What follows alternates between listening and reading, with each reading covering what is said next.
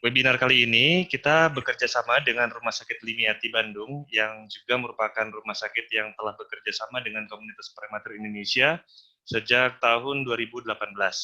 Jadi kita pertama kali mengadakan seminar di Bandung dengan Rumah Sakit Limiati, salah satu narasumbernya adalah Dr. Tisna, ya Dok ya. Waktu itu tahun 2018 ya Dok. Jadi sekarang dengan adanya pandemi ini kita beralih ya dengan menggunakan webinar di Zoom ini, mudah-mudahan juga bisa menyampaikan materi-materi penting yang perlu diketahui oleh para orang tua bayi prematur, terkhususnya tentang MPASI dan makanan padat untuk balita. Dan kali ini Dr. Tisna adalah narasumber yang akan kita minta untuk menyampaikan ilmunya yang sangat bermanfaat. Beliau merupakan dokter spesialis anak, konsultan nutrisi metabolik yang berpraktik di Rumah Sakit Limiati Bandung. Baik, kepada Dr. Tisna, saya persilahkan untuk bisa menyampaikan materinya. Silakan, Dokter. Oke, Assalamualaikum warahmatullahi wabarakatuh. Waalaikumsalam warahmatullahi wabarakatuh. Ya, Alhamdulillah, Bapak Ibu sekalian, kita bisa ketemu lagi ya. Kalau yang sudah pernah ketemu ya mungkin ya. Nah, mungkin juga ada yang belum pernah ketemu. Ya, insya Allah sih, mudah-mudahan banyak juga peserta baru ya. Jadi kenalan baru juga. Alhamdulillah kita bisa bertemu sehingga mudah-mudahan sore hari ini kita bisa sebetulnya mungkin saling belajar ya. Karena kita selalu menghadapi anak itu dari hari ke hari kita mendapatkan pelajaran ya. Dan saya ucapkan terima kasih kepada Prematur Indonesia, kemudian juga Rumah Sakit Limiati atas kesempatannya sehingga bisa terselenggara pertemuan kita. Ya. Mungkin saya akan langsung saja kepada materinya, topiknya. Jadi di sini saya diberikan atau diberi kesempatan untuk bisa menyampaikan topik mengenai MPASI dan makanan padat untuk balita. Memang utamanya makan ya, tetapi tentu ini terkait dengan bagaimana tumbuh kembang dari seorang anak. Jadi mungkin nanti sedikit banyak saya kaitkan dengan kondisi prematur, tapi sebetulnya tidak terlalu berbeda ya. Kalau bayi prematur pada periode tertentu memang dia perlu tata laksana khusus, tetapi periode selanjutnya dia harus sama dengan anak-anak yang lain dan bagaimana itu seharusnya ya. Oke, jadi kita tahu bahwa nutrisi itu sangat penting karena bila mana tidak terpenuhi itu tentu akan menimbulkan gangguan dalam pertumbuhan ya, jadi anak baik fisik maupun mungkin juga perkembangannya tentu itu akan terganggu sehingga di sini juga bisa menyebabkan anak lebih sering sakit dan kemungkinan risiko menjadi sakit berat juga lebih tinggi kalau nutrisi tidak terpenuhi. Nah ini paling banyak terjadi pada masa bayi ya utamanya. Di bayi itu yang disebut bayi itu 1 tahun pertama. Jadi mulai periode dia sangat tergantung dengan ibunya sampai kemudian dia harus belajar bisa hidup sendiri ya. Mula-mula tentu belajar mengenal makanan yang di luar dari ibunya sampai kemudian biasanya anak itu akan keterampilan pertumbuhannya itu optimal di usia 5 tahun itu merupakan modal nantinya dia pada periode pertumbuhan selanjutnya ya. Jadi yang paling penting tentu di sini adalah usia balita karena di sini merupakan awal dari seorang anak siap menerima ataupun nantinya aktivitas mendapatkan pelajaran lebih lanjut ya dalam kehidupannya begitu ya. Nah, sebenarnya apa sih kita harus memberi makan pada anak tujuannya? Yang pertama tentu untuk pemenuhan zat gizi ya. Jadi badan kita itu hidup dengan adanya asupan ya. Dia sel-sel kita hidup, jantung berdetak, paru-paru dan seterusnya ya. Kemudian bisa melakukan kegiatan untuk anak khususnya di balita itu tipikal berbeda dengan kita mungkin yang sudah tua ya, tidak lagi tumbuh dan mungkin kalau perkembangan masih perkembangan menuju lebih dewasa. Nah pada anak tumbuh kembang ini merupakan ciri khas ya. Jadi berat badan berubah dari waktu ke waktu, kemudian keterampilan juga berubah dari waktu ke waktu, tinggi badannya juga ya. Kalau kita udah tua, kalau nambah terus, ini bukan ke atas lagi ya, tapi ke samping jadinya ya. Nah kemudian juga proses makan itu merupakan pendidikan pada anak. Jadi kalau makan itu kan mengambil sesuatu dari piring atau mungkin dari gelas ya, kemudian kita dekatkan kepada mulut, buka mulut ya. Jadi ada faktor memegang, ada faktor melihat, ada faktor berbagai indera sensoris ya, misalnya penciuman dan lain-lain. Pendengaran juga ya, itu terjadi pada saat proses makan ya, sehingga makan ini merupakan sarana pendidikan juga, termasuk juga untuk membantu perkembangan anak. Jadi pada usia tertentu anak sudah bisa apa itu ketika kita sedang melakukan prosedur makan itu merupakan simulasi juga untuk perkembangannya ya. Kemudian juga diantaranya mengajarkan disiplin. Di lain itu juga tujuan pemberian makan juga untuk kepentingan psikologis ya, untuk kebahagiaan dari anaknya ya, kemudian tentu juga dari orang tua keluarga. Jadi kalau anak kurus kita sedih lihatnya ya, kemudian kalau makan sambil marah-marah dan lain-lainnya. Jadi proses yang terjadi itu merupakan pemenuhan kebutuhan psikologis juga ya.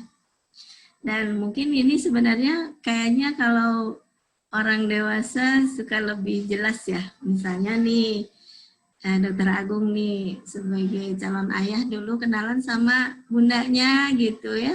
Biasanya pasti nggak jauh-jauh dari traktir makan ya. Pasti ngajak di mana begitu ya. Ya, itu sarana untuk pendekatan. Tapi itu maknanya bahwa proses makan itu bermakna psikologis juga. Nah, sebagaimana direkomendasikan oleh WHO ya, setiap bayi itu harus mendapatkan makanan yang optimal. Tentu dimulai dengan ketika dia baru lahir, diberikan ASI. ASI 6 bulan pertama tanpa pemberian yang lain itu disebut sebagai ASI eksklusif. Dan diharapkan memang ini bisa terpenuhi ya, meskipun mungkin dalam 1-2 hal tidak selalu ASI ibu itu menjadi optimal. Tapi manakala itu memungkinkan, maka tentu utamanya adalah pemberian ASI secara eksklusif. Setelah itu diberikan sampai 6 bulan hanya ASI saja, mulai diberikan makanan pendamping ASI dengan tetap ASI dilanjutkan sampai usia 2 tahun. Ini seems to be apa ya, kayaknya lancar-lancar saja begitu ya. Sementara mungkin beberapa bayi menghadapi berbagai kendala termasuk juga pada bayi-bayi yang prematur ya. Bayi prematur itu ya kalau bayi biasa meskipun dia lahir normal, sehat, berat badannya bagus, tentu dia termasuk makhluk yang paling lemah ya untuk ukuran manusia ya, termasuk ya lanjut usia juga begitu ya, makhluk yang lemah. Tapi tentu prematur memberikan tantangan yang lebih berat ya, jadi penyesuaiannya mungkin akan sedikit berbeda dengan anak yang lahir secara normal. Nah, jadi pemberian makan itu secara umum dikelompokkan menjadi 3 ya, ini mungkin sudah cukup sering dikemukakan. Jadi mula-mula ASI eksklusif, yang kemudian kita tambahkan makanan pendamping ASI, dan selanjutnya periode ini merupakan periode pembelajaran ya buat anak, sehingga selanjutnya dia mampu mengkonsumsi makanan yang bisa dimakan orang dewasa yang dalam menunya mungkin kita sebut sebagai menu keluarga ya. Nah, tentu dimulai dengan ASI eksklusif. Keberhasilan dari ASI eksklusif ini banyak faktor ya. Di antaranya mungkin ini saya review sedikit karena kita fokusnya di sini makanan padat ya. Jadi untuk ASI-nya mungkin kita nggak akan banyak bahas. Dimulai dengan inisiasi menyusu dini. Mohon maaf ini ketikanya kok masih salah ya. Menyusu, bukan menyusui ya. Jadi ini adalah prosedur pemberian kontak dini antara ibu dan anak. Sebenarnya bayi pada 1 jam itu tentu belum tentu bisa menghisap ya. Apalagi bayinya prematur ya. Bayi prematur itu kondisi ototnya tentu lebih lemah dan dia lebih rentan terhadap perubahan suhu. Sehingga tentu tidak serta-merta seperti bayi biasa. Tapi IMD ini juga pada bayi prematur membantu ya, karena adanya kontak kulit dengan ibu itu akan mempertahankan suhu yang lebih stabil ya. Nah, tujuan utamanya adalah start dengan pemberian makanan awal ya. Dan untuk keberhasilan dari menyusui ini beberapa faktor, saya sebutkan saja secara ringkas. Mungkin kalau penjelasan lebih detail, tentu ini perlu apa namanya sesi sendiri ya. ASI ini apakah nanti bagaimana manajemen yang paling tepat ya. Tapi intinya adalah yang pertama adalah rangsangan dari refleks oksitosin. Jadi kalau ibu menyusui bayinya itu keluar hormon ya, yang dia akan merangsang pelepasan dari ASI yang mendorong ASI keluar. Yang ini juga berperan di banyak faktor. Dan refleks oksitosin ini akan bagus kalau bundanya bahagia, happy ya. Jadi ini pesan juga untuk para bapak ya. Jangan bikin bundanya sedih. Kalau bunda sedih, refleks oksitosinnya hilang, otomatis ASI-nya hilang juga ya. Jadi jangan seperti Bang Toyib ya, nggak pulang-pulang. Udah pulang nggak bawa uang gitu. Ngomel-ngomel sama ibunya ya. Jadi buatlah ibu bahagia. Kemudian posisi yang nyaman saat menyusui, kemudian perangsangan refleks yang tepat ya, refleks rooting itu cara bagaimana kita membuat bayi membuka mulut ya, menyentuh bagian atas dari bibirnya. Kemudian posisi yang benar dan pelekatan benar ini kunci dari supaya ASI menjadi berhasil. Nah, diantaranya juga untuk membantu refleks oksitosin ini pijat-pijat ya, ini saya sebutkan sedikit. Ini apa? Supaya bapak-bapak senang memijat ibunya ya. Selain juga mungkin lebih sehat ya, enak, pegel hilang ya. Tapi ini akan membantu ibu memberikan refleks yang bagus. Ya.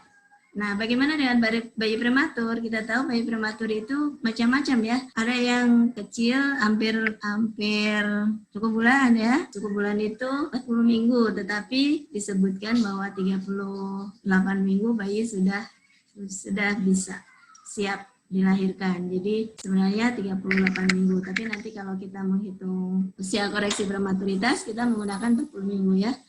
Jadi yang lahir rendah, lahir sangat rendah, atau sangat-sangat rendah. Tentu ini kondisinya berbeda dan dokter akan menangani sesuai dengan masalahnya. Dan biasanya memang karena bayi prematur ini kita tahu harusnya dia masih mendapatkan makanan dari ibunya ya. Dan itu makanan yang dia tidak perlu usaha gitu, tidak perlu mikir ya. Masuk ke darah langsung dipakai lewat tali pusat ya. Tapi begitu dia lahir, tali pusatnya putus sehingga terpaksa dia harus beradaptasi dengan penggunaan ususnya lebih dini. Untuk bayi prematur yang hampir matur ya, biasanya di usia di atas 36 minggu, itu ASI-nya yang keluar dari ibu itu biasanya mencukupi. Dan di awal-awal itu ASI-nya sama dengan ASI bayi formula prematur ya. Jadi kandungan kalori maupun proteinnya berbeda. Tapi ini tidak lama sehingga sekitar 2 minggu ya, sehingga yang memungkinkan untuk bisa mendapatkan ASI optimal dari ibu untuk bayi prematur itu adalah bayi yang near term atau yang hampir matur. Itu kira-kira 36 minggu. Karena lamanya memang sekitar 14 hari. Nanti setelah dia 38 minggu harusnya dia sudah siap mengkonsumsi yang normal. Kalaupun ASI-nya juga ASI biasa saja ya. Sedangkan untuk bayi yang sangat kecil tentu tidak bisa begitu ya. Jadi terpaksa dengan formula khusus. Dan dengan dia telah berhasil melewati fase-fase kritisnya ya, kemudian fase adaptasi, fase mungkin pada saat awal-awal bayi prematur tentu akan sangat lebih mudah kehilangan berat badannya. Ini perjuangannya keras sekali ya, sehingga pada saat dia di usia maturitas, usia harusnya gestasi cukup bulan, 40 minggu, itu seringkali berat badannya melorot ya, maksudnya sangat jauh dari yang diharapkan. Tapi masih ada waktu untuk kejar tumbuh. Nanti kita lihat di bagian makanan padat ya. Nah, proses menyusui sendiri juga meskipun ini istilahnya masih refleks ya, masih spontan, tapi ini juga harus diperhatikan oleh ibu sebagai periode pembelajaran bagaimana mengenal tanda lapar dari bayi. Jadi bayi sudah mulai bangun, selingukan, mulai gigit-gigit mulut, buka mulut, itu kemungkinan sudah menunjukkan tanda lapar ya. Dan kemudian kalau itu tidak terpenuhi ya bayinya bisa sampai ngamuk ya. Kalau udah ngamuk ini susah, udah kelewat laparnya. Nah, harus ditenangkan dulu sampai dia kemudian menunjukkan tanda lapar lagi ya. Jadi meskipun masih di periode ASI, kita sudah harus belajar mengamati nih anak kapan laparnya gitu. Terus kalau diberi nyusu gimana tanda kenyangnya, yang itu nanti pada masa pemberian makanan padat itu sangat penting ya. Ya, kemudian selanjutnya di periode makanan pendamping ASI yang disebut sebagai MPASI itu adalah makanan atau minuman, jadi tidak hanya padat semua ya, termasuk yang cair juga. Selain ASI atau formula ya, kalau misalnya bayinya tidak mendapatkan ASI, yang diberikan kepada bayi selama 12 bulan pertama kehidupannya. Jadi utamanya adalah 1 tahun pertama ya, jadi 6 bulan sampai 12 bulan. Tetapi di atas 12 bulan sampai 2 tahun ya, itu masih transisi juga ya. Jadi sebenarnya itu masih boleh dikatakan periode MPASI, di mana di sini ASI masih memberikan peran. Tapi periode penyapihan atau weaning period itu di 6 bulan pertama MPASI ya, 6 sampai 12 bulan. Bagaimana memberikan MPASI? Ada beberapa prinsip yang harus diperhatikan. Mungkin di sini nanti secara keseluruhan saya mereview dari prinsip-prinsip ini ya. Selanjutnya bila mana nanti mudah-mudahan insya Allah sih masih banyak waktu nanti ya, kita bisa membahas lebih dalam atau lebih luas dengan diskusi ya. Yang pertama adalah timely, tepat waktu, yaitu mulai usia 6 bulan. Nah, 6 bulan ini memang nggak persis banget ya, jadi tentu ada maju mundurnya begitu. Kalau berdasarkan rekomendasi atau guidelines dari SPGAN, itu organisasi nutrisi di Eropa ya, itu waktunya adalah 17 sampai 26 minggu. Yang kalau kita konversi ke bulan, kira-kira itu 4 bulan sampai 6 bulan seminggu. Ya, sekitar begitu ya. 6 bulan seminggu, 26 dibagi 7 ya. 20 ya. Ya, mungkin bisa dihitung. Dan kemudian adekuat, kemudian safe, dan properly fit. Ya, bagaimana itu? Kita lihat di sini tepat waktu. Jadi yang disebut tepat waktu adalah MPASI itu diberikan ketika kebutuhan energi atau zat gizi yang lain sudah tidak bisa dipenuhi dari ASI lagi. Jadi tentu ini menjadi berbeda, menjadi bervariasi untuk setiap anak. Ya. Jadi anak ada yang butuh sedikit lebih cepat, ada juga yang bisa tunda sedikit. Tetapi sebaiknya tidak lebih dari 6 bulan. Ya, jadi kalau udah lebih dari 6 bulan itu batasnya, nggak boleh. Terlalu dini juga nggak boleh. Nanti kenapa kita lihat di slide selanjutnya. Kemudian adekuat. Adekuat ini berarti harus mengandung semua zat gizi yang diperlukan. Yang pertama tentu energi ya, untuk tumbuh, untuk aktivitas ya, untuk hidup tentu saja. Kemudian protein dan zat gizi yang lain yang kita sebut sebagai mikronutrien, yang dia itu jumlahnya sedikit tetapi sangat penting ya, ada vitamin, ada mineral ya. Jadi bahan makanan MPASI itu harus mengandung semua itu. Kemudian harus aman baik dalam hal saat penyimpanan, termasuk juga ketika belanja ya. Ketika belanja di pasar kita lihat bagus apa enggak pasar ya. Kemudian cara penyiapannya, cara pengolahannya, bagaimana memasaknya. Mungkin ini nanti saya review sedikit karena untuk masalah keamanan makanan ini ada bahasan tersendiri yang cukup dalam dan luas ya. Tapi nanti beberapa hal kita sebutkan sebagai pokok-pokoknya ya. Sehingga makanan itu utamanya adalah harus hygiene ya, harus higienis.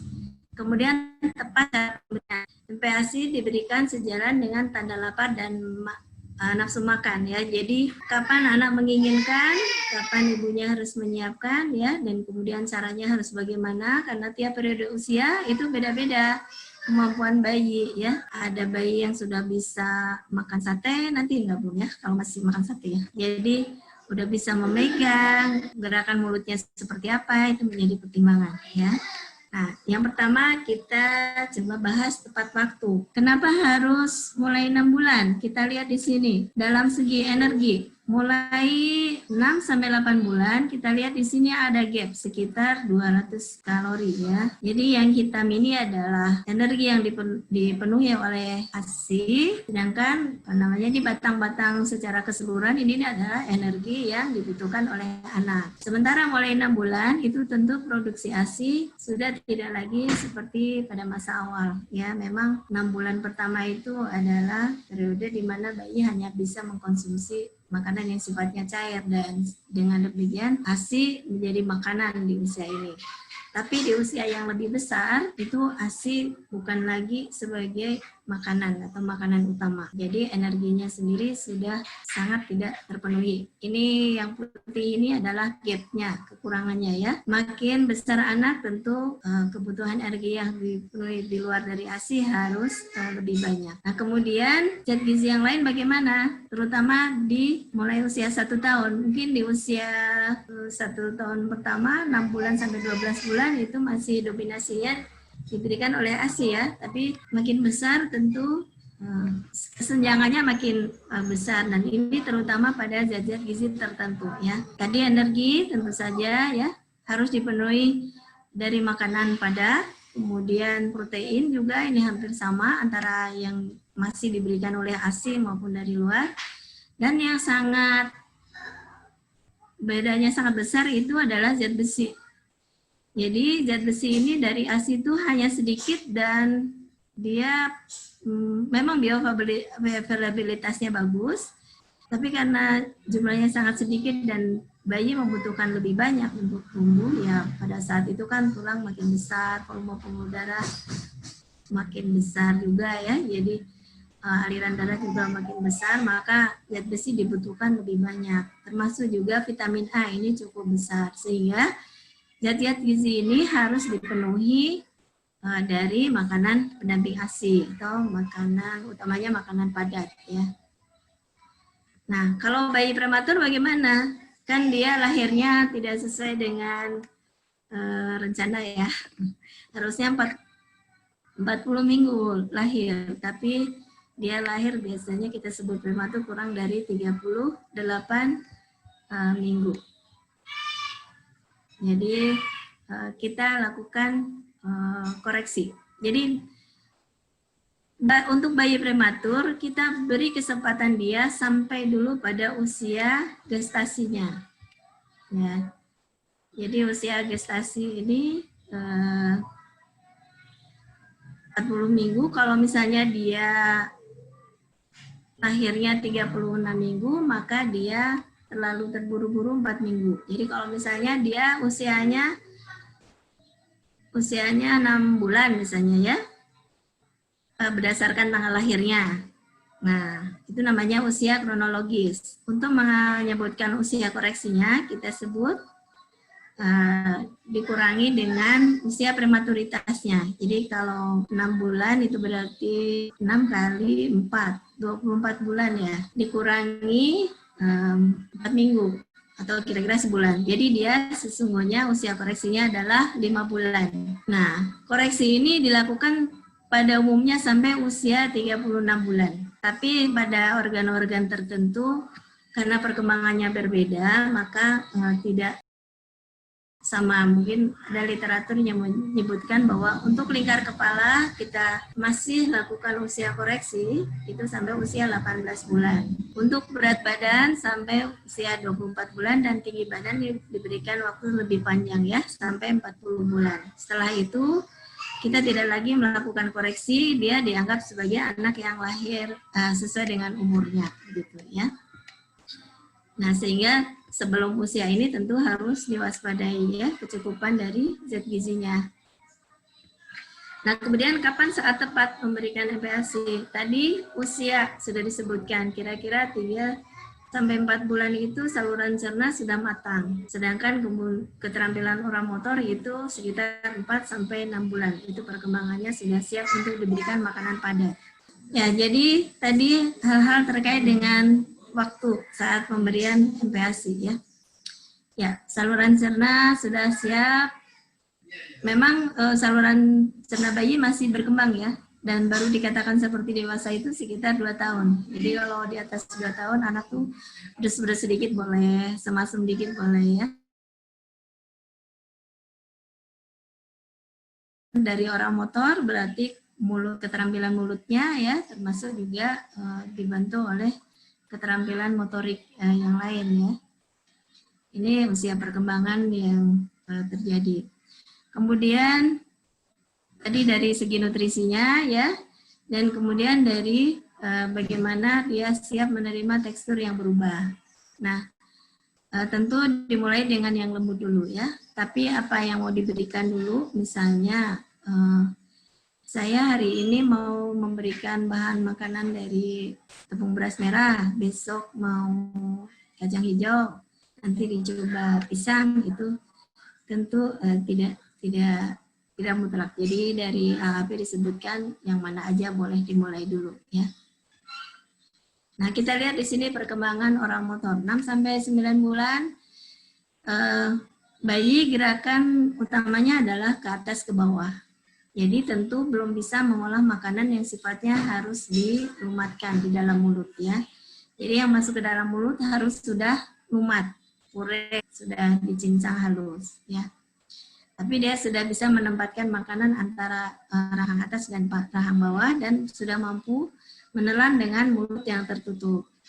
Kemudian secara umum perkembangan motoriknya dia sudah bisa duduk sendiri, sudah bisa menggunakan ibu jari dan telunjuk untuk mengambil objek benda, terutama ini di 9 bulan. Mungkin kalau di 6 bulan banget masih genggaman ya, masih beres. Ya, jadi kalau dikasih benda yang kecil belum bisa, tapi di usia 9 bulan ini jari telunjuk, pincer grasp ya namanya, itu sudah bisa. Dan anak sudah bisa mengambil makanan dari sendok. Jadi mulutnya sudah bisa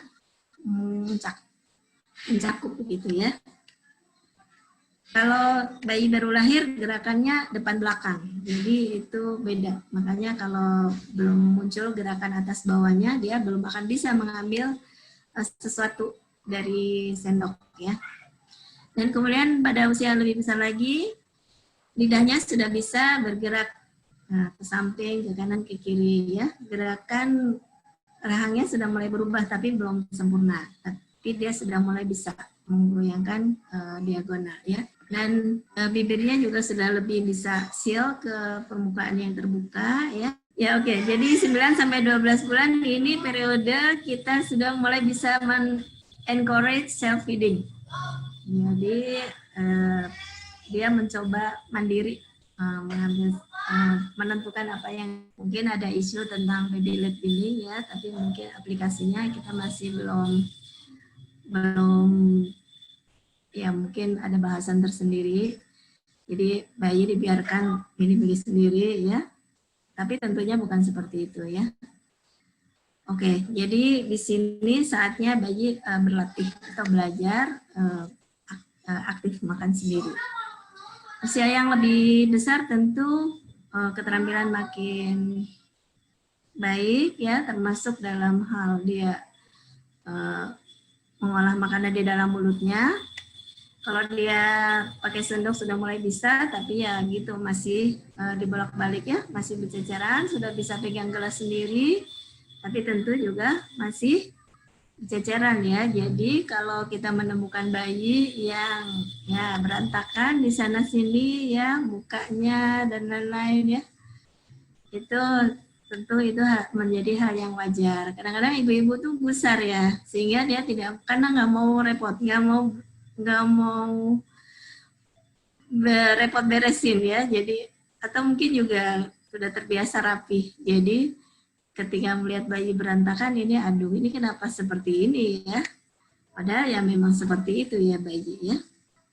Nah ini harus kita tolerir, itu termasuk bagian dari nanti prosedur memberikan makan pada anak ya. Oke, 15 sampai 18 bulan gerakan rahang sudah mulai makin bagus, jadi makanan yang padat tapi tetap juga yang masih relatif harus mudah dilumatkan, itu sudah bisa diolah ya. Jadi gerakan diagonalnya sudah lebih sempurna, kekuatan rahangnya juga demikian, meskipun belum ada gigi, tapi dia sudah bisa melumatkan. Memang nantinya di usia sekitar 2 tahun ya, itu gigi susu lengkap, jadi sudah ada gerahamnya, sudah bisa menggerus makanan yang lebih sulit untuk lumat. Tapi tetap bahkan sampai usia 5 tahun pun kita harus sabar ya dengan keterampilan kemampuan mengunyah anak ya.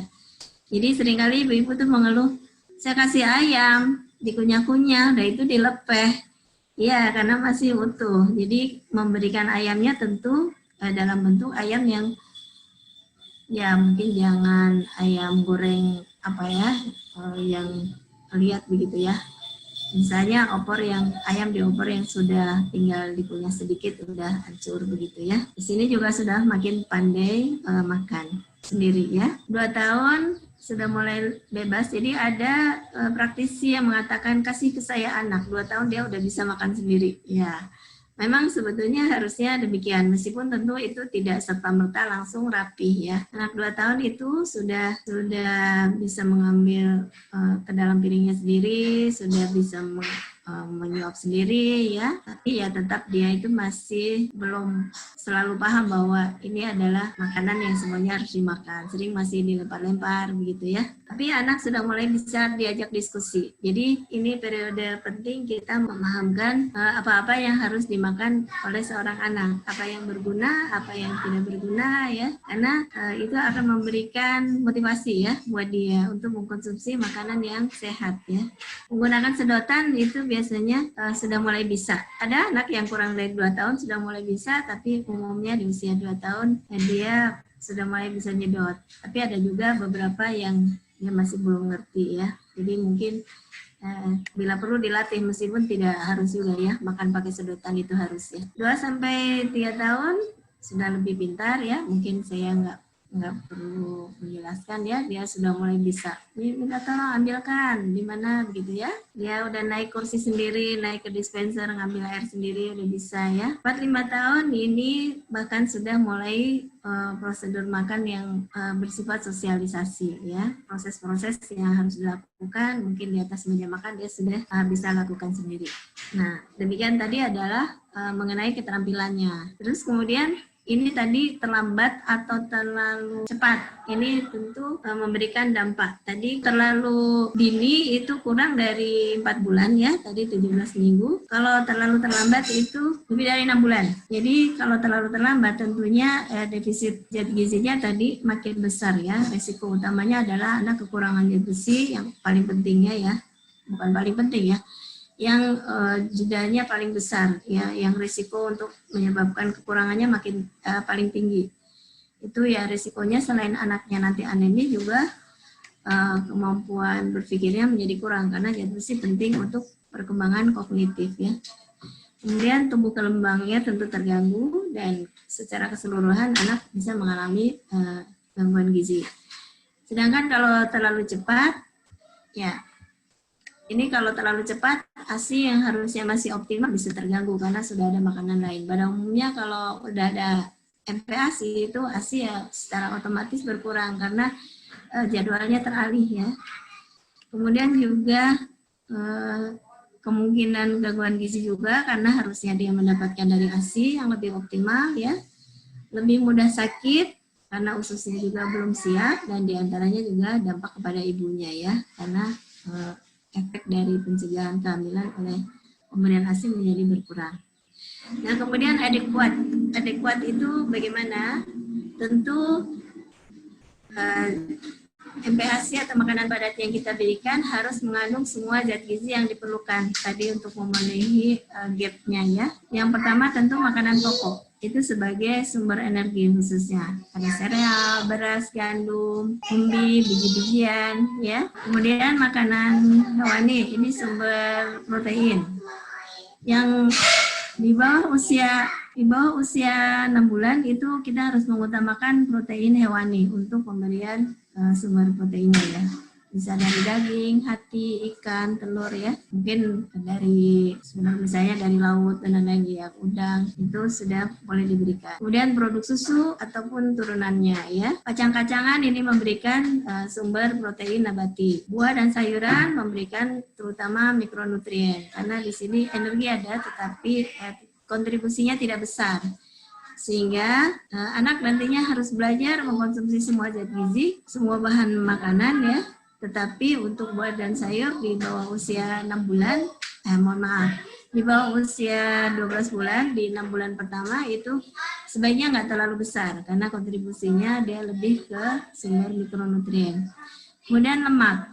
Lemak pada usia 6-12 bulan ini sangat penting, karena dia volumenya kecil tetapi energinya besar. Jadi 1 sendok makan minyak itu energinya 50. Sementara untuk nasi itu harus paling tidak setengah centong gitu untuk memberikan energi ya, sehingga di usia MPASI yang masih awal ini proporsi lemak itu WHO menganjurkan sedikit lebih tinggi ya, sekitar 30-45%. Ya, kalau kekurangan ini anaknya makan banyak pun tidak akan terpenuhi pada umumnya ya defisitnya. Sementara kita tahu kalau masih bayi itu ya perutnya masih kecil ya. Kemudian konsistensi makanan juga akan menentukan apakah makanan itu adekuat atau tidak. Jadi kalau dia terlalu encer, tentu densitas kalorinya menjadi lebih rendah ya. Nah, tentu ini tetap bertahap ya, mulai dari 6 bulan yang mula-mula masih disaring sampai kemudian 9 bulan sudah lebih teksturnya lebih padat ya, lebih kasar dan lebih padat. Sampai usia 12 bulan anak sudah bisa makanan macam-macam. Jadi ada komponen dari sumber karbohidrat, komponen sumber protein, begitu ya, yang diberikan secara terpisah. Ya, jadi nggak perlu dicincang lagi. Nah, ini konsistensi yang diharapkan benar diberikan pada bayi. Jadi kalau membuat MPASI itu terlalu encer, mana mungkin juga tidak diberikan minyak ya, maka dia nggak akan menutup kebutuhan energinya. Jadi tanda atau ciri dari dia cukup kental itu kalau dia dimiringkan dia nggak tumpah, nggak mudah tumpah ya. Tapi tentu bukan yang gelinding gitu ya.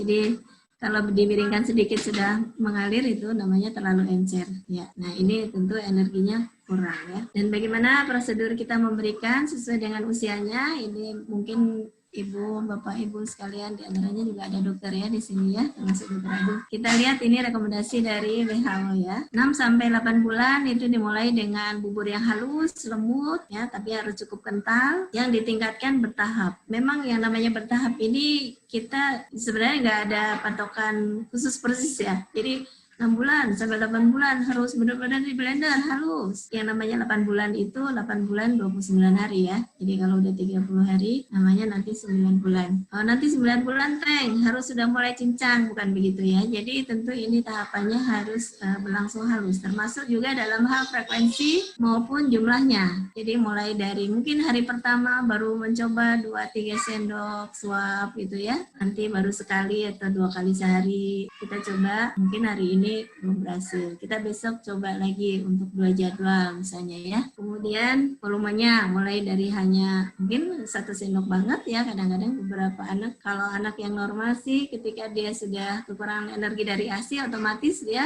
pengen makan ya. Ini salah satu tanda kesiapan makan juga. Ya udah mengharapkan. Jadi mungkin ada bayi-bayi yang udah hap gitu diberikan makanan padat. Tapi ada juga yang dia masih diliatin ya, apalagi bayinya tuh gendut ya, dia belum pengen banget tuh, masih cukup dari ASI ibunya ya, sehingga ini tentu fleksibel dan diberikan sesuai dengan interaksi ya antara ibu dan anak. Ibunya harus belajar memahami ini anaknya sudah mau, sudah tidak mau gitu ya. Usia 9-11 bulan tentu sudah mulai teratur makannya ya, dan makanannya ditingkatkan menjadi lebih kasar ya. Biasanya kalau dalam bentuk nasi disebutnya tim ya biasanya ya. Tim itu sudah mulai ada teksturnya. Frekuensinya tentu sudah mulai establis 3-4 kali, mulai ada selingan 1-2 kali, dan volumenya ini biasanya kita sudah mulai bisa buat porsi target begitu kira-kira. Sekitar setengah mangkuk atau 125 ml.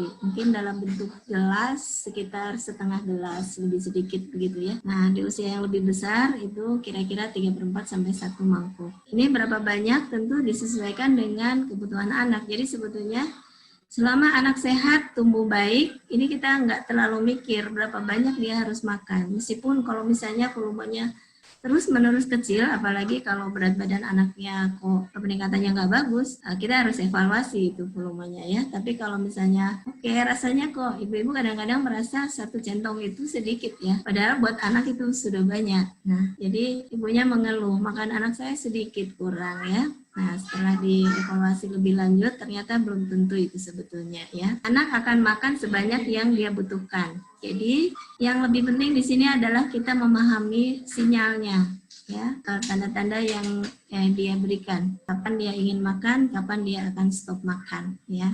Usia di atas 12 bulan tentu makanan keluarga ya, tapi tentu masih harus yang jangan susah dikunyah ya. Oke, jadi kita harus melihat secara objektif bagaimana kecukupannya. Pertamanya adalah dilihat berdasarkan kenaikan berat badannya. Ya, mungkin kalau kita menggunakan kurva, dia berat badannya meningkat sesuai dengan kurvanya. Kenaikan berat badannya ya, boleh dihafalkan, tapi tentunya yang penting adalah bagus atau tidak. Kemudian aman.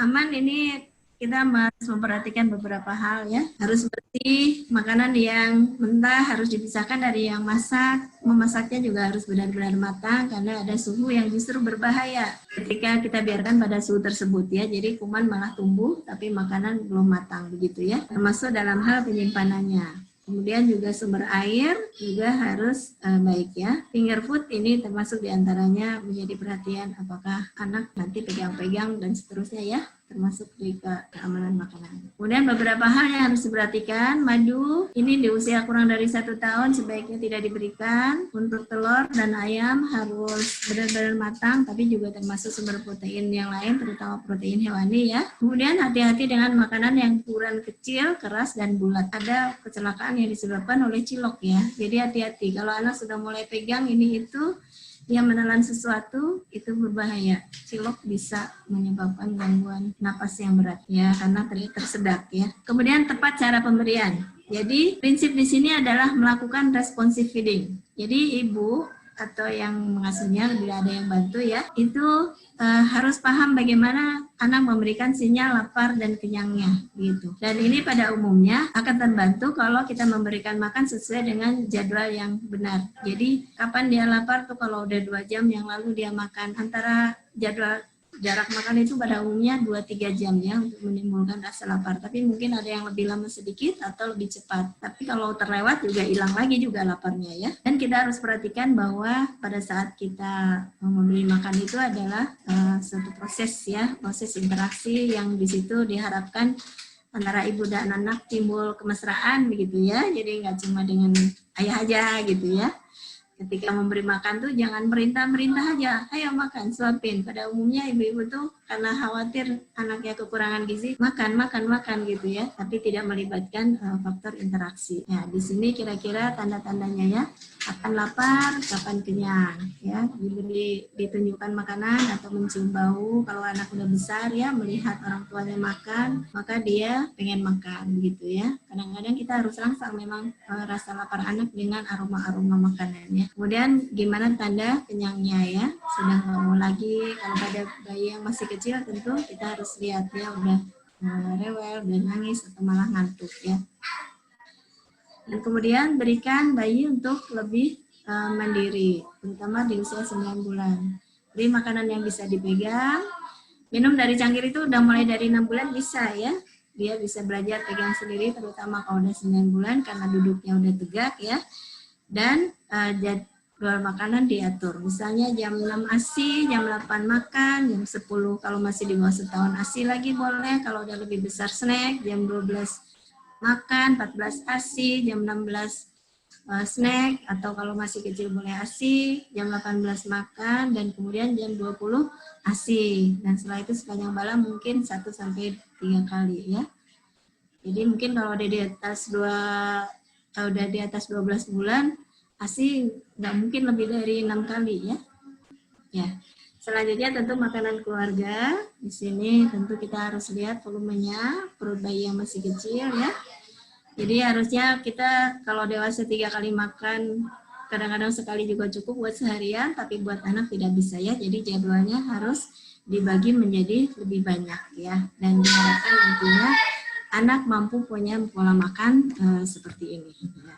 Jadi tadi seperti yang saya sebutkan, jadwal tadi mengikuti ritme dari lapar kenyang. Tetapi juga dengan kita membuat jadwal, kita menciptakan keterampilan anak untuk memahami lapar dan kenyangnya juga, begitu. Ya. Mungkin demikian, Dr. Agung. Mudah-mudahan waktunya tidak kebablasan. Maaf kalau ada hal-hal yang tidak jelas, mudah-mudahan nanti bisa lebih diperjelas. Baik. Terima kasih banyak Dokter Tisna telah menjelaskan dengan lengkap sekali tadi Dok. Sangat banyak ya Dok sebenarnya materi yang perlu diketahui ya oleh orang tua ini Tisna. Ya, sudah ada beberapa pertanyaan Dok. Ini banyak sekali yang masuk. Namun saya akan coba pilihkan yang kira-kira sesuai ya dengan tema kali ini tentang MPASI dan makanan padat. Jadi ada pertanyaan dok, ini dari Ibu Agati di Bekasi. Usia anaknya sudah usia koreksi 6 bulan. Pertanyaannya, anak saya usia koreksi 6 bulan belum tegak untuk bisa duduk. Apakah boleh memulai untuk MPASI? Ini ada yang terkait juga dok dengan hal ini. Pertanyaan dari Ibu Nurlaila di Kebumen yaitu bertanya, pada usia berapa bayi prematur bisa memulai MPASI? Apakah usia kronologis atau usia koreksinya? Terima kasih dokter. Ya, oke. Ya, terima kasih pertanyaannya Ibu, bagus sekali ya. Tapi mungkin sedikit tadi sudah ada yang disinggung ya dari materinya ya. Ya. Mungkin dimulai dengan kapan? Kapan? Tentu tadi kita melihat kesiapan anaknya. Jadi memang 6 bulan. Kalau WHO kan merekomendasikan demikian. Untuk bayi prematur kita boleh kasih kesempatan di usia koreksinya, ya. Jadi yang tepat koreksi. Masalahnya adalah sebetulnya itu suatu range. Jadi bukan tank gitu loh. 6 bulan tank makan, bukan begitu ya. Boleh dimulai sedikit lebih dini, tapi nggak boleh terlalu dini. Dan juga sedikit ya, kalau 26 minggu itu 26 14 minggu dok, lebih awal. Itu berapa bulan sih 26 minggu deh? 26 dibagi 4 berapa? Maksudnya itu, ya. 6 lebih sedikit ya? 6 lebih 2 minggu ya? Oh iya dok, betul dok. Ya, sekitar itu ya. Mungkin karena 30 hari ya, nggak 2 minggu banget ya. Karena kan sebulan itu 30 hari, nggak 28 hari ya. Jadi ya sekitar 6 bulan lebih sedikit. Boleh mundur dikit, tapi begitu kita delay, ya masalah jadinya. Nah, bayi prematur itu memang unik ya. Dia perjuangannya sangat berat dan ada yang beradaptasi dengan cepat, ada juga yang mungkin perlu waktu, apalagi dia ketika baru lahir menghadapi banyak insult gitu ya, banyak tantangan kayak misalnya harus dibantu napas, sementara nggak bisa dapat makanan karena mungkin ada masalah saluran cerna, berdarah, dan lain-lain ya, infeksi dan lain-lain. Jadi bisa jadi dia mundur, ya bisa jadi terpaksa dia mundur. Dalam hal ini kita tidak boleh memaksakan, karena intinya adalah dia mendapatkan zat gizi. Masalahnya adalah kalau yang diberikan hanya ASI. Jadi kalau misalnya bayi prematur terpaksa nggak bisa banget di usia tadi 4-6 bulan, itu ya udah terpaksa cair dulu, kalau perlu pakai sonda gitu ya. Jadi kita harus menyesuaikan dengan kondisinya, dan di sini utamanya adalah zat gizinya terpenuhi. Tentu kalau bukan makanan padat ya harus disediakan formula khusus yang memenuhi semua zat gizinya tadi. Jadi memang tersedia formula khusus untuk bayi prematur ya. Jadi intinya di sini kan makanan padatnya begitu ya. Kapan dimulai?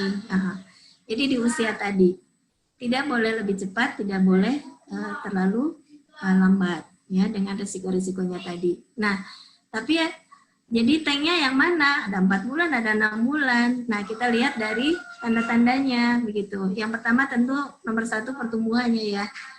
Ada praktisi yang merekomendasikan, mungkin termasuk juga unit kerja kita, nutrisi penyakit metabolik, Ikatan Dokter Anak Indonesia. Kalau dia growth-nya nggak bagus, mungkin ASI-nya nggak optimal nih.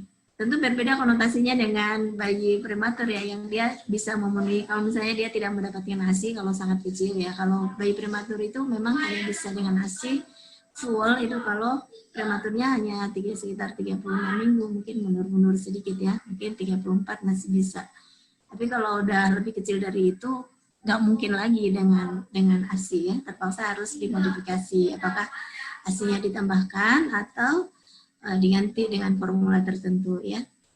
Nah, di usia 4-6 bulan, kalau misalnya growth-nya nggak bagus, sementara dia terpenuhi dengan ASI, harus dimulai MPASI lebih dini. Tapi kita juga harus waspada. Jadi intinya ketika kita memberikan makan, kita observasi toleransinya. Ada bayi yang dengan cepat mentolerir, ada yang tidak. Kita coba misalnya 1 sendok bubur susu misalnya ya. Oh besoknya makanan saluran cernanya jadi mungkin anaknya jadi rewel, terus BAB-nya sembelit. Oh, berarti kita tunda dulu, mundur dulu. Kalau perlu buat sedikit lebih cair, karena cairan juga termasuk bagian dari MPASI. Ya, jadi coba pulang. Kemudian tanda yang lain. Tadi mungkin anaknya ingin. Kalau dia memang sudah, jadi kalau melihat orang makan tuh sudah pengen, itu juga merupakan tanda. Nah, tentang kemampuan motorik itu yang terutama adalah leher. Jadi memang bayi itu kalau 6 bulan sudah bisa didudukkan, tetapi seringkali masih ambruk.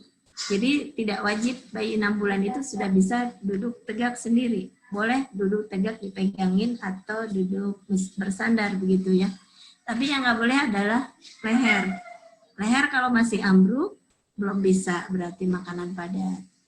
Tapi kemudian kalau misalnya motornya bagus dan menelannya bisa, apa kita nunggu lehernya tegak. Kalau misalnya anak dengan masalah khusus, harusnya kalau perkembangan simultan ya, leher bisa tegak, mulut sudah bisa mulai bergerak atas bawah, leher tegak, punggung sudah mulai tegak. Tapi pada anak tertentu, misalnya pada cerebral palsy, dia mungkin mulutnya sudah mulai bisa masuk telan, tapi dia masih jatuh. Nah itu ada prosedur khusus ya untuk membuat dia diikat seperti itu ya supaya dia tetap tegak. Termasuk juga dalam memberikan ASI ya pada bayi-bayi khusus seperti itu. Jadi itu adalah tidak harus duduk sudah nggak harus dipegangin, tapi kepalanya nggak boleh terkulai itu terutama. Dan kemudian kita coba introduce seperti percobaan begitu ya. Mula-mula nggak usah pakai makanan dulu dengan sendok. Kalau dia mulutnya sudah bisa begini, mencakup ke sendoknya. Jadi kalau bayi menyusui itu mulutnya nganga, gitu. Bayi menyusui mah nggak nutup mulut. Jadi dia membuat vakum dengan bibir dan lidahnya. Nah, ketika dia sudah mulai ada gerakan atas bawah, dia sudah bisa mengambil makanan. Nah, di sini tanda-tanda bahwa dia sudah mulai siap. Boleh dicoba di sendoknya tadi ditambahin makanan sedikit dulu, gitu ya. Kemudian lihat responnya, ditelan apa enggak sama dia. Karena dia harus melemparkan makanan itu ke belakang. Kalau ASI kan langsung, begitu dihisap langsung di belakang telan, gitu ya. Demikian mungkin jawabannya Dr. Baik, terima kasih Dr. Tisna. Jadi cukup jelas ya tadi ya bahwa kita melihat tanda kesiapannya. Tadi lehernya sudah tegak ya, sudah stabil gitu ya, nggak mesti sudah duduknya kokoh, tapi lehernya. Dan ini berkaitan berbeda-beda ya setiap bayi dan juga penting untuk melihat tadi kebutuhan gizi dan nutrisinya. Juga ada kondisi-kondisi khusus tadi seperti Dr. Tisna sampaikan. Nah ini tentu kalau mau lebih pasti untuk memulainya kembali kepada dokter spesialis anaknya untuk dinilai gitu ya dok ya. Jadi bisa dinilai, oh ini sudah bagus, sudah bisa untuk dimulai MPASI-nya. Baik dokter, ini ada beberapa pertanyaan yang saya lihat memang ada yang sama dan mirip. Nanti mungkin saya coba baca yang kita sempat untuk bacakan dan ibu-ibu bisa menyimak ya, mungkin ada pertanyaan mirip ya. Oke, dokter ini ada pertanyaan dari Ibu Mutia di Karawang. Anaknya usia 6,5 bulan kronologis, bayi saya sudah mulai MPASI dok, saat 6 bulan 10 hari setelah konsultasi dengan spesialis anak. Di trial dengan puri buah, jika mau lanjut ke bubur susu saya kasih yang sudah siap masak. Nah, beberapa hari yang lalu saya sudah coba dengan bubur masak olahan sendiri dari beras, juga dikasih kaldu ayam. Nah, anaknya menolak dan muntah. Apakah ada yang salah dengan cara masak kaldu atau memang usianya belum mau atau masih perlu adaptasi lagi karena berbeda dengan pola menu kakaknya yang cukup bulan.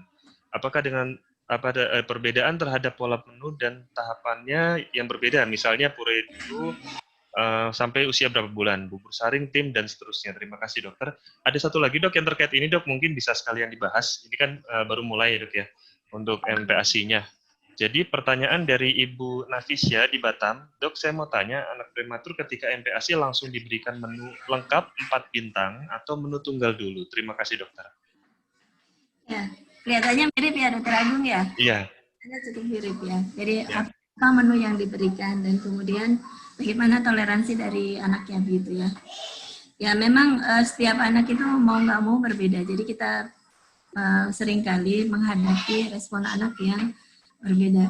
Dalam hal ini seharusnya kalau sudah masuk di usia kronologis, tadi kalau usia kronologis atau koreksi ya? Mohon maaf, saya lupa. Kronologis sepertinya dok ya? 6 bulan kronologis ya? Iya. Kalau dia sudah masuk di usia koreksi, usia boleh diberikan MPASI tadi, iya. harusnya tidak ada masalah. Jadi kalau misalnya dia di usia koreksi paling nggak 4 bulan, harusnya nggak masalah. Tapi tadi karena ada variasi, jadi 4-6 bulan itu nggak bisa apa ya namanya, nggak bisa dibuat saklek di setiap anak begitu ya. Jadi ada anak yang 4 bulan sudah hap segala di dahar begitu. Ada kadang-kadang ada yang lebih kecil dari itu ya, tetapi tentu itu menjadi berbahaya. Memang ada bayi yang 2 minggu udah dikasih pisang kok nggak apa-apa gitu. Ya untung dia nggak apa-apa ya, tapi sebetulnya itu berbahaya dan banyak kejadian kayak usus kebelit kalau diberikan makanan di usia itu. Tapi beberapa bayi memang cukup tahan gitu ya, jadi dia toleransinya bagus. Ya tentu itu WHO membuat 4-6 bulan itu sudah disesuaikan dengan hasil penelitian ya, pemahaman terhadap fisiologi saluran cerna. Jadi harusnya di usia itu spesial. Tapi kalau tadi masih kronologis, tentu kita lihat lagi. Kalau dibilang boleh 6 bulan, tapi kronologisnya dia prematurnya lebih dari 8 minggu, lebih kecil dari itu, bisa aja ya. Atau memang ketika dia masa prematuritasnya, banyak masalah yang dihadapi, misalnya kena misalnya enterokolitis, peradangan di saluran cerna misalnya, tentu tidak mau dia harus beradaptasi lebih lambat begitu ya. Bahkan kita pun memberikan formula harus hati-hati pada kondisi tersebut. Jadi tidak ada yang saklek begitu. Kalau misalnya tadi usia kronologis 6 bulan, berarti usia koreksinya masih kurang dari itu. Jadi masih punya kesempatan untuk sedikit lebih mundur. Ya, memang diluruskan kalau prematurnya sedikit, karena kalau misalnya 6 minggu berarti dia balapan nih, dia harus buru-buru dapat makanan yang optimal. Jadi kesempatan dia koreksinya cuma sedikit. Nah, makanan apa yang bisa diberikan dan ditoleransi? Sebenarnya tadi seperti disebutkan AAP itu Asosiasi Dokter Anak ya di Amerika, itu nggak ada urutan dan nggak ada pakemnya begitu. Jadi intinya yang pertama itu lumat. Tentu ada makanan-makanan yang menjadi beberapa perhatian yang sebaiknya tidak berlebih, malah jangan diberikan. Misalnya tadi madu itu sebetulnya sih bagus ya, tapi karena dia mengandung spora Clostridium berbahaya kalau dia misalnya kebetulan ada dan masuk ke bayi, karena bayi belum bisa toleransi. Tapi secara umum apapun boleh ya, intinya tidak pedas dan merangsang dan mengandung zat gizi, dan masalah utamanya adalah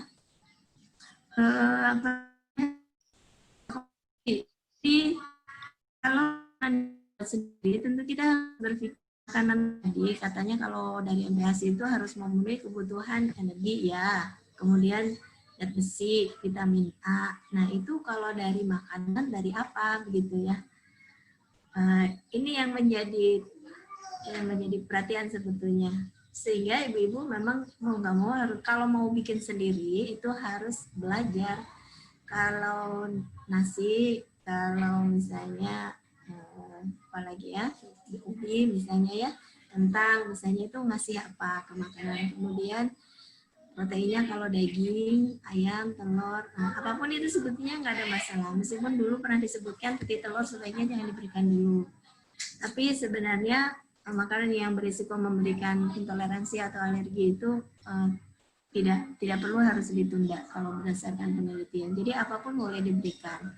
Yang penting lumat. Tentu hari pertama mau langsung semua bisa.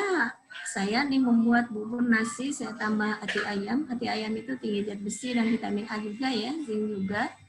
Kalau dari sumber yang lain agak kurang ya. Jadi makanya hati ayam ini termasuk bahan makanan yang direkomendasikan harus selalu ada minimal 5 porsi. Porsinya kalau bayi segini ya, mungkin sekitar 1 mangkok. Itu seminggu 5 kali, 5 porsi paling tidak, supaya makanannya cukup. Kemudian sayur nitratnya tinggi, sebaiknya jangan banyak. Pada MPASI mungkin yang baru 6 bulan gitu sedikit aja. Nanti kalau udah dewasa aja lah makan sayur yang banyak. Buah oke diberikan. Mau diberikannya gimana? Diselang-seling boleh. Kalau misalnya dia dapat formula terus kemudian saya buat formulanya campur dengan pisang, boleh juga. Itu membuat smoothies ya. Jadi apapun boleh, tinggal nanti toleransinya. Memang ini menjadi tidak sama pada setiap anak juga. Ada yang sensitif, ada yang hipersensitif, ada yang hiposensitif, ada yang dengan bau tertentu dia nggak langsung bisa mentolerir. Dan memang kita harus mencoba berbagai makanan tadi, minimal 15 kali sampai anak ini apa bisa benar tidak mau menerima makanan. Jadi kalau misalnya sekarang nih tadi Ibu bikin apa? Bunda bikin bubur sama ayam gitu ya tadi ya. Itu ya Dokter Agung ya tadi ceritanya ya. Nah, terus dia gitu. Pengen muntah ya. Iya, dengan kaldu Dok, pakai kaldu. Ya, dengan kaldu ayam. Kalau nggak selalu enak ya, mungkin orang dewasa juga ada yang gitu ya. Jadi kita harus seperti challenge gitu, tiap kali memberi makan anak itu challenge. Tapi yang lebih aman di awal-awal tentu menurut kami dari institusi kami itu makanan yang fortifikasi. Jadi bubur fortifikasi itu lebih aman. Dia secara tekstur, secara mungkin aroma, secara penampilan dan lain-lain itu lebih mudah ditoleransi anak. Tapi dia mengandung zat gizi yang sudah cukup. Ini bunda-bunda nggak perlu mikir lagi zat gizinya dari mana ya, proteinnya dari mana ya, kemudian berbagai komponen zat gizi yang lain dari mana tuh nggak perlu mikir. Pokoknya yang diberikan itu pasti udah pas, tinggal nanti mikir frekuensinya, volumenya, begitu ya. Kalau yang dibuat sendiri itu tentu harus dipikir nih, harus pakai mikir nih, harus otak. Kalau perlu dikonsultasikan nih, saya buat segini, cukup nggak gitu ya. Terus tadi juga kaldunya enak nggak juga sih. Kadang-kadang nggak enak juga memang. Nah, apalagi nggak dikasih garam ya. Nah ini menjadi isu ini, gula dan garam. Boleh nggak dikasih garam? Nggak enak makanannya, bayinya nggak mau. Iya Dok. Baik Dokter, terima kasih untuk jawabannya. Jadi saya sudah membaca untuk pertanyaan-pertanyaan selanjutnya. Ini cukup banyak yang mirip Dok, dan tadi juga mungkin bisa disimak penjelasan dari Dokter Tisna. Sudah ada yang menjawab ya kurang lebih dari pertanyaan. Saya coba tanyakan, mudah-mudahan ini agak sedikit berbeda Dok ya. Yang ditanyakan dari Ibu Kurota Ayun di Bandung, usia koreksinya 7 bulan. Pertanyaan Dok, izin bertanya. Anak saya sudah MPASI saat usia kronologis 6 bulan, makanya lahap, tapi mungkin hanya 30-40 ml 3 kali sehari. Apakah sudah cukup takarannya untuk usia 7 bulan koreksi? Atau takarannya harusnya berapa? Kalau untuk tambahan suplemen zat gizi, saya masih belum mengerti maksud 3. Oh, ini maksud zat besi Dok ya? Oh ya, nanti ini berat badannya 6,5 ya. Ini mungkin bisa dihitung ininya ya sebetulnya. Baik Dok, mungkin untuk takaran MPASI-nya Dok yang dibahas, yang ditanyakan. Ya, ini termasuk isunya. Jadi tadi kan volume ya, mungkin kalau mau dilihat lagi sedikit slide-nya ya. Jadi idealnya bayi bisa makan seharusnya sampai sekitar setengah gelas ya, sekitar 155 ml memang itu sekitar setengah mangkuk. Nah di usia tapi ini tercapainya di usia 9 bulan begitu. Jadi bertahap mulai dari mungkin yang dimulai baru bisa 1-2 suap atau mungkin nanti sorenya 3 suap gitu ya, atau besoknya baru bisa naik lagi. Nah ini kira-kira baru tercapai di usia sekitar 9 bulan untuk bisa 125 ml. Jadi tentu tidak, kalau masih 7 bulan sih mungkin ya masih tengah-tengah ya, antara 50-60 ml begitu ya. Kalau dedenya nggak bisa lebih dari itu dan kemudian kelihatannya kok nafsu makannya nggak besar, kita mesti lihat komposisi dari MPASI-nya. Cukup energi atau tidak begitu. Tadi disebutkan bahwa lemak itu memegang peranan utama ya. kebanyakan MPASI itu sangat miskin lemak. Jadi ibu-ibu lebih sering memberikan pisang, memberikan puri-puri yang dilumat-lumatkan begitu ya, misalnya brokoli, apalagi ya brokoli dilumatkan, ya secara tekstur sih bagus, tapi secara komposisi kalau sayur itu ya brokoli satu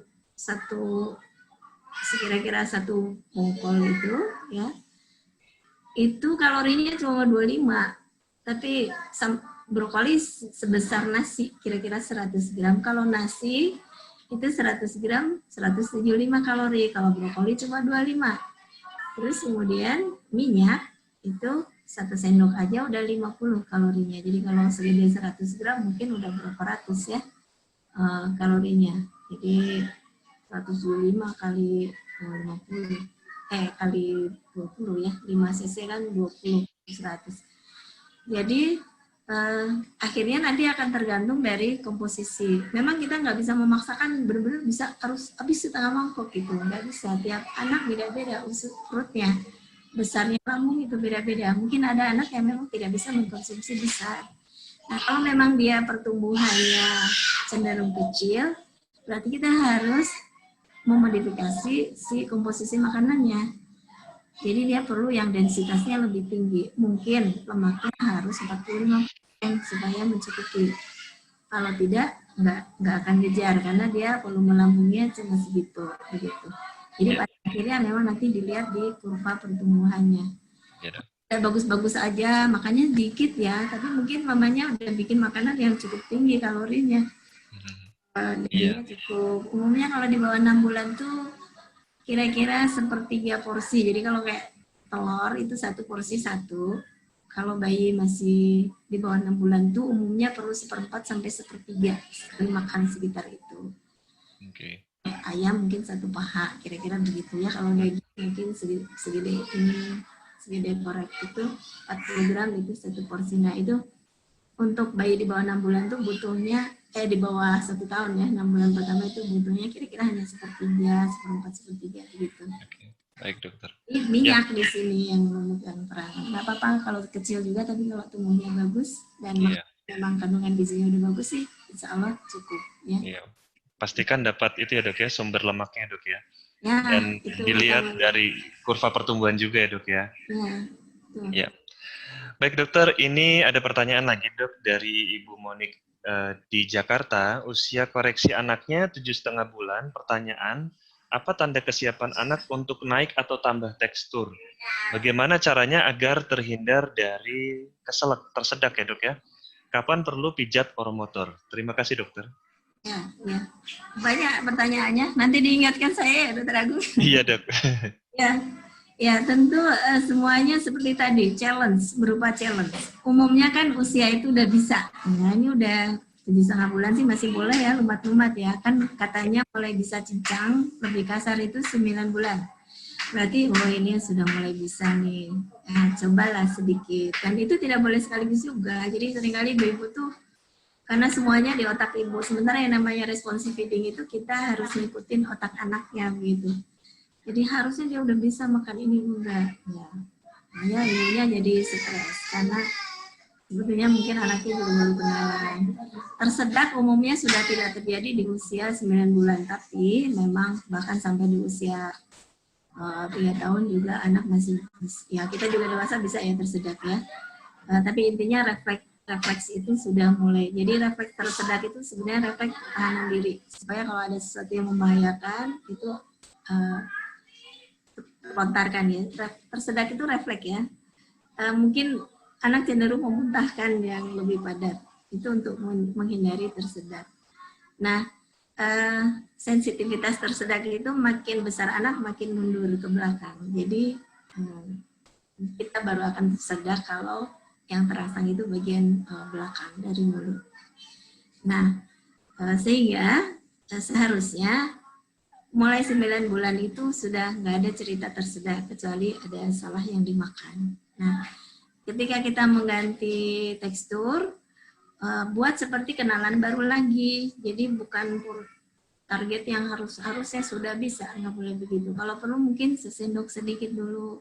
gimana dia toleransinya. Oh dia oke, bagus masuk, dia apa gerakan diagonal kan sudah mulai ada, mungkin ke atas ke bawah tapi udah mulai ada kanan kiri sedikit, dia bisa telan, oke, berarti kita bisa lanjutkan gitu. Atau mungkin gradasinya dibuat lebih smooth begitu, dari yang halus banget, halus agak halus gitu ya, terus makin lama makin kasar. Nah memang ini apa ya, ini tailor made gitu, jadi apa sih ya, gimana pengalaman kita, dan saya rasa justru ibu-ibu profesornya dalam hal ini ya, buat ini harus lebih kasar lagi, lebih gitu.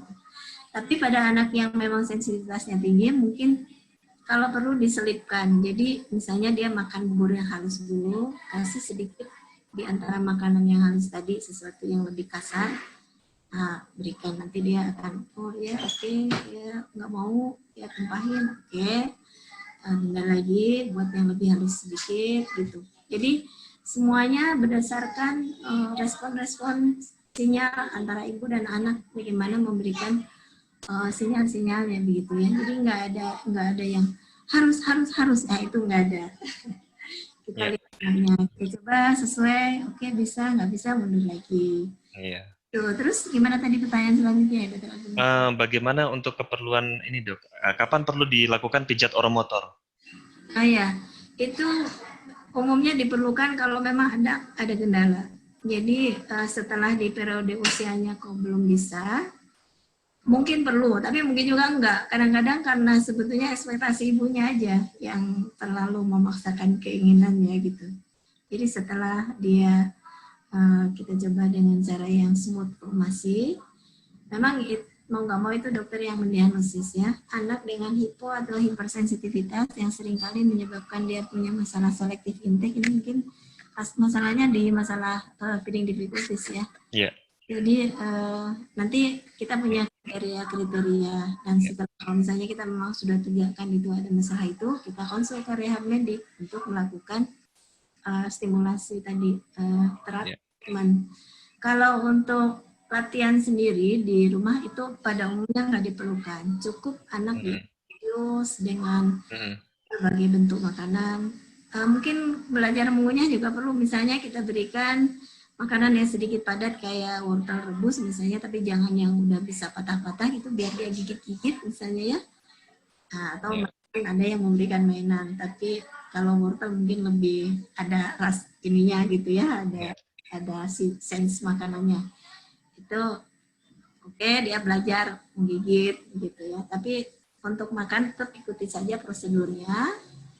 Kalau dia bisa ikutin, selain kita memenuhi kebutuhannya sesuai usia, si prosedur tadi juga sebetulnya pada esensinya melatih oral motornya gitu. Jadi kalau ada sesuatu yang kasar, ada di antara geraham tuh muncul yang refleks mengunyah gitu. Coba ibu gigit sesuatu, taruh di geraham, pasti pengen ngunyah langsung. Nah, merupakan bentuk stimulasi juga gitu. Ya, baik dokter, terima kasih dokter. Ini pertanyaannya banyak sekali dokter, saya sudah berusaha menyingkatnya, namun mungkin ada yang belum terjawab ya. Ini mungkin pertanyaan terakhir dokter, saya kesimpulan pertanyaan dari Ibu Angelia Yuliani, dari Ibu Lia ya, di Bandung. Jadi ini juga pertanyaan para orang tua nih dok, yang sering ditanyakan, bagaimana nih dok solusinya kalau anaknya mengalami susah makan? Mungkin ada tips singkat dok yang bisa disampaikan untuk pertanyaan penutup ini. Ya dok, silakan dok. Ya, susah makan itu bisa ini kayaknya Dokter Agung mestinya bikin acara Mama dan AA atau apa gitu ya, Mama Dede. Jadi isinya tanya jawab aja. Iya. Oke. Ya, oke. Ya ini salah satu isu yang mungkin paling sangat penting ya buat ibu-ibu, bunda-bunda ini yang kalau pasti ya kalau anaknya susah makan. Ya. Nomor 1, lakukan prosedur dengan benar. Memang jadi gini, masalah makan itu bisa terjadi umumnya sih di usia 1-3 tahun umumnya, ketika anak sudah punya otoritas. Jadi udah punya, saya suka bilang anak punya gue gitu. Jadi kalau ibu-ibu konseling tuh, anakku punya gue. Jadi ibu nggak boleh lagi merintah begitu ya. Jadi makan itu adalah sesuatu yang kayak mungkin dulu ibu dirayu sama ayahnya gimana sih kayak gitu ya. Jadi selenggarakan makan dengan benar. Jadi sekitar 50% mungkin ibu mengeluhkan anaknya susah makan. Dan susah makan tadi mungkin terjadi pada 25%. Susah makan ini variasinya banyak, mulai dari mispersepsi, jadi sebetulnya sih nggak ada apa-apa, tapi ibunya merasa nanti ada kriterianya, sampai yang benar-benar susah makan yang mungkin perlu multidisiplin untuk penanganannya. Jadi memang variasinya sangat banyak. Yang 25% ini adalah masalah makan yang memang anaknya dan ibunya ada ketidaksinkron, ada memang misalnya anak yang nggak ada rasangan laparnya, anak yang nggak bisa mentolerir jenis-jenis makanan tertentu begitu ya, itu sekitar 25%. Kalau kita hadapi dengan benar, maksudnya kita treat prosedur makan anak dengan benar, umumnya ini akan baik sendiri, tidak perlu tata laksana khusus, bahkan sampai ada yang harus pakai sonde segala begitu ya. Kalau yang berat tadi hanya sekitar 1-5%. Jadi sebetulnya ibu-ibu nggak terlalu harus mengkhawatirkan anak saya kok begini begitu. Lakukan prosedur makan dengan benar. Jadi mungkin banyak metode yang di propose gitu ya. Misalnya kayak Pak Bonin itu dia menerapkan feeding rules dengan membuat scheduling, kemudian menyediakan environment yang bagus dan prosedur yang tepat. Scheduling itu misalnya makan 3 kali, 2 kali snack, tadi yang saya gambarkan tiap 2 jam misalnya ya. Tapi juga jangan buat seperti tentara gitu, jam 6 harus ini, jam 6, 8 harus ini. Bukan itu intinya, tapi bagaimana si jadwal tadi bisa menimbulkan dan juga memperhatikan kita tentang sinyal lapar kenyangnya. Lamanya makan nggak boleh berlama-lama supaya stop makan puasa jadi lapar lagi. Kemudian nggak boleh memberikan makanan sebagai hadiah. Makan itu dengan acara makan ya makan gitu, nanti main-main, makan gitu ya. Nggak boleh memaksa 15 menit dan seterusnya. Jadi feeding rule tadi coba diikuti dengan benar. Bila mana ini bunda sekalian belum paham sedikit banyak, mungkin detailnya boleh nanti kalau Dr. Agung punya bahannya sebar ini, feeding rules itu begini. Ya. Kalau itu dilakukan dengan benar, tadi yang mungkin anaknya memang ada some trouble gitu ya, some feeding some short problem gitu, itu baik sendiri biasanya ya. Tapi kalau memang berat, mungkin nggak akan baik dengan sendirinya. Jadi nggak usah mengkhawatirkan macam-macam, lakukan prosedur dengan benar. Kalau memang bermasalah, ya nanti konsultasikan. Biasanya kita mengevaluasi itu sekitar 2-4 minggu. Saya udah mencoba nih memberikan makan, udah 2 minggu saya coba belum bisa. Nah, insya Allah itu waktu yang bisa mentolerir, bisa ditoleransi, tidak akan mengganggu masalah gizi anak gitu ya. Dan mungkin ini saya mau kasih sedikit rumus ya. Ini sudah saya sebarkan pada ibu-ibu yang konseling saya juga. Makan banyak atau makan lahap ya, itu sama dengan lapar. Ya, jadi kita harus mungkin dia lapar, ditambah makanan sesuai selera. Nah, berarti ini ada faktor masak yang enak, faktor sesuai dengan kemampuan makan, toleransi dan lain-lainnya. Tambah happy, senang.